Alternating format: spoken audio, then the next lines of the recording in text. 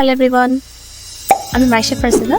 আমি বর্তমানে master of engineering electrical and computer engineering university of অটোয়াতে পড়ছি। এর পাশাপাশি আমি নোকিয়াতে বিজনেস ইন্টেলিজেন্স হিসাবে ইন্টার্নশিপ করছি।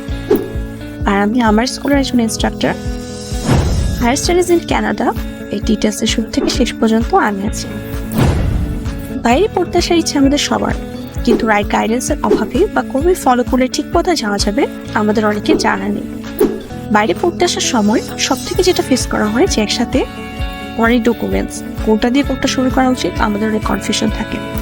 তো শুরুতে উঠে আসে আইএলটিএস, আর এখানে একটা ভালো স্কুল ওঠানো খুবই ইম্পর্টেন্ট, কারণ এটা দিয়ে পরবর্তীতে অ্যাডমিশন, ভিসা সব কিছুতে এটা লাগে। আমাদের এই আইএলটিএস এর ভিডিওতে শুরু থেকে শেষ পর্যন্ত সব কিছু ডিটেলস আলোচনা করা আছে।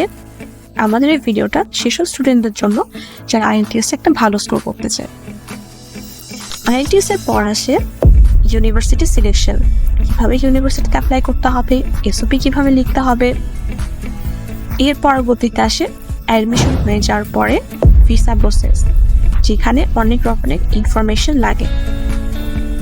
এই ভিডিওতে শুরু থেকে শেষ পর্যন্ত কোন স্টেপের পর কোন স্টেপ করা লাগবে, কিভাবে কোন কোয়েশ্চেনের অ্যান্সার করতে হবে, রিসার্চ সাবমিশনে কী কী ডকুমেন্টস লাগবে, কোন ডকুমেন্টস কীভাবে ফিল আপ করা লাগবে, ডিটেলসে সব কিছু আলোচনা করা আছে।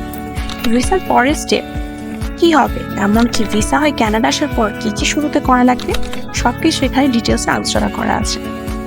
আর স্টুডেন্টদের জন্য যেটা সুখবর সেটা হচ্ছে আমাদের এখানে স্টুডেন্টদের জন্য সাপোর্ট গ্রুপ আছে।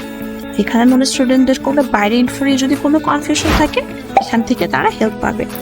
এছাড়া আমাদের স্টুডেন্টদের জন্য কোয়েশ্চেন অ্যান্ড অ্যান্সার সেশন থাকবে, যেখানের মধ্যে রেগুলার স্টুডেন্টরা কারো কোনো কনফিউশন থাকলে বা কোনো কোয়েশ্চেন অ্যারাইজ করলে তারা এখান থেকে ক্লিয়ার করতে পারবে। আমি স্টুডেন্টদেরকে অবশ্যই এটা রিকমেন্ড করবো আমার স্কুলের এই কোর্সটা নেওয়ার জন্য, কারণ এই কোর্সটা থেকে তারা অনেক হেল্প পাবে। Thank you everyone.